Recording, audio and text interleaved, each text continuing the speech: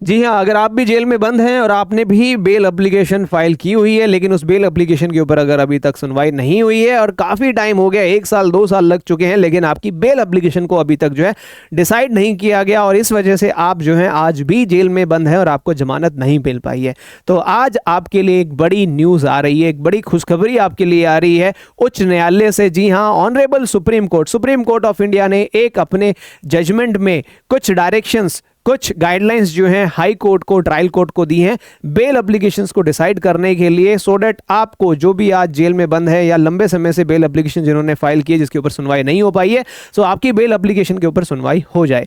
तो बात करेंगे इस केस की और ये केस आपके लिए बहुत इंपॉर्टेंट है। अगर आप एक्यूज हैं और एक्यूज के एडवोकेट हैं तो भी आपके लिए इंपॉर्टेंट है।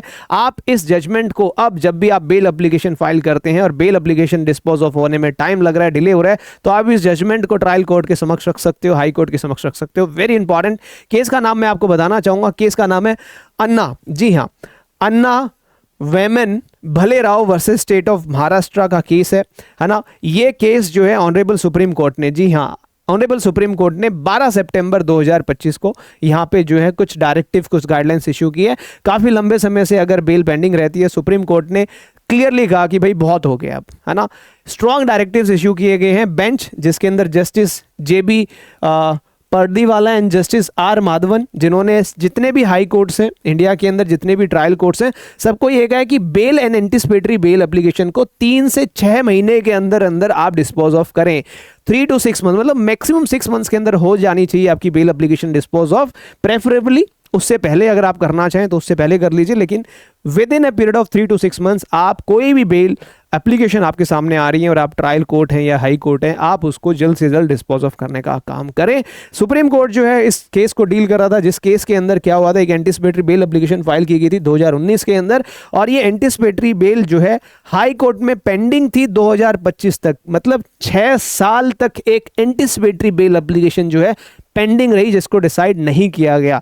तो सुप्रीम कोर्ट ने यही इसी चीज को ध्यान में रखते हुए, संज्ञान में लेते हुए, सुप्रीम कोर्ट ने क्लियरली कहा कि भैया आपको जो है बेल एप्लीकेशंस जो हैं बहुत स्पीडली आपको डिस्पोज ऑफ करनी पड़ेंगी, क्योंकि कहीं ना कहीं ये पर्सनल लिबर्टी को जो है इम्पैक्ट करती हैं और आप इतना लंबे समय तक किसी भी व्यक्ति की जो है बेल एप्लीकेशन को आप ना होल्ड रखें, आप डिस्पोज ऑफ करें। हाई कोर्ट और जितनी सबऑर्डिनेट कोर्ट्स हैं उनको डायरेक्शंस दिए गए कि must necessarily take bail and anticipatory bail application for disposal within a short span of time, preferably within 3 to 6 months. तो ऑनरेबल सुप्रीम कोर्ट ने आर्टिकल 14 एंड आर्टिकल 21 का हवाला देते हुए कहा कि भाई जो लंबे समय से आप पेंडेंसी रख रहे हो तो कहीं ना कहीं ये फ्रस्ट्रेट करती है जो एक ऑब्जेक्ट है कोड ऑफ क्रिमिनल प्रोसीजर का या भारतीय नागरिक सुरक्षा संहिता का, और डिनायल ऑफ जस्टिस जो है यहां से रिफ्लेक्ट होता है। सो ये direct time bound expectation placed on courts across the country. इस केस के कुछ फैक्ट्स बताना चाहूं तो जो भले राव हैं वो एक्यूज थे, उन्हें के ऊपर आईपीसी के कुछ चार्जेस लगे हुए थे, 420, 463, 464, 65, 67, 68, 471, 474 read with section 34 of IPC. Bombay high court ने इवेंचुअली उनकी एंटिसिपेटरी बेल को रिजेक्ट किया, लेकिन 6 साल लग गए एंटिसिपेटरी बेल को रिजेक्ट करने में।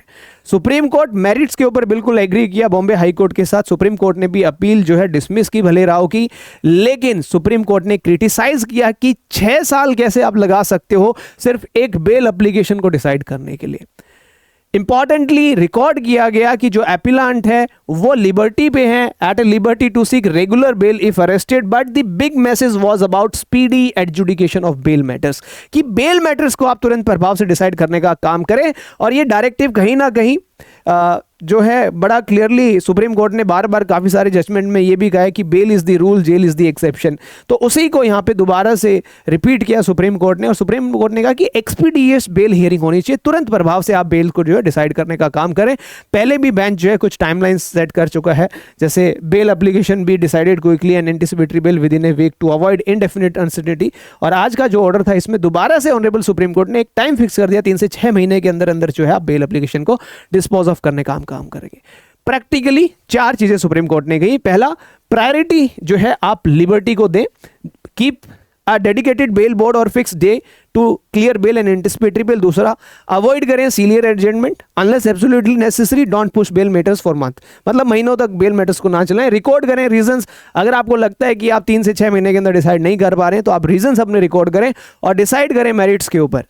बस लंबे समय तक बेल को ना खींचे। तो ध्यान रखिएगा, केस का नाम है Anna Vaman Bhalerao versus State of Maharashtra, जहां सुप्रीम कोर्ट में Justice JB Pardiwala and Justice R Madhavan ने क्लियर कर दिया है, line in the sand, bail and anticipatory bail application should be decided preferably within a period of 3 to 6 months.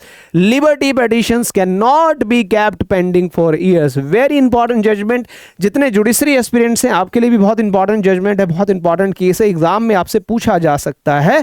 तो इस case को याद रखें और इस जजमेंट को भी याद रखें और इसको डिटेल में भी पढ़ लेना, मिल जाएगी डिटेल में पढ़ लेना। और जो अभी जेल में बंद है, जिनकी बेल एप्लीकेशन डिसाइड नहीं हुई है, वो भी आप अपने ट्रायल कोर्ट के जज साहब के सामने जाके ये जजमेंट दो कि जी सुप्रीम कोर्ट की डायरेक्शन आ गई, अब तो डिसाइड कर दो हमारी बेल एप्लीकेशन। जनाब, इतना टाइम बेल एप्लीकेशन डिसाइड करने में लगाओगे तो केस डिसाइड करने में कितना टाइम लगेगा, है ना। आप लोग कमेंट करके बताइए क्या ये सुप्रीम कोर्ट का फैसला ठीक है या फिर इसके अंदर भी कुछ बदलाव होने चाहिए। आपको क्या लगता है, क्या इस सुप्रीम कोर्ट के फैसले को trial courts, high courts consider करेंगी और बेल एप्लीकेशन को 3 से 6 महीने में डिसाइड करने का काम करेंगी या नहीं करेंगी?